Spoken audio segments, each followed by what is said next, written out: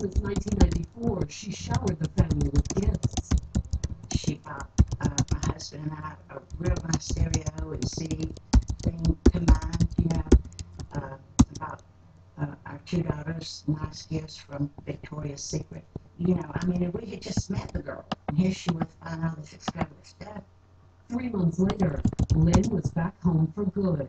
She and Randy moved into an apartment here in Cumming. It was only temporary. That summer, Lynn discovered she was pregnant. She began preparing for the new addition by buying a house.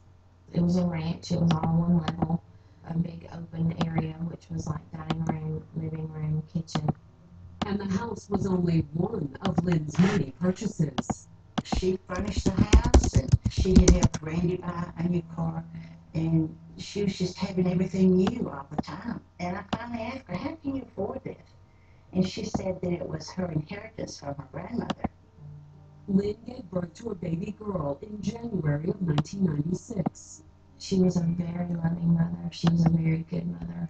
But just as Lynn appeared to be settling down, her relationship with Randy became increasingly unstable. The relationship would be good, but as time passed and as they stayed together, it was volatile. Tumultuous would be a good way to describe it. And after the baby was born, their problems seemed to intensify. They couldn't get along. They just couldn't get along. I mean, they were always jealous of each other. She was very possessive of Randy. Randy moved out several times.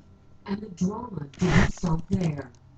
There had been a couple of half-hearted suicide attempts that Randy had made.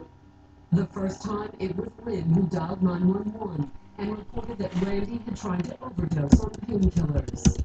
Paramedics responded and decided that Randy posed no threat to himself or anybody else, and just left him at home.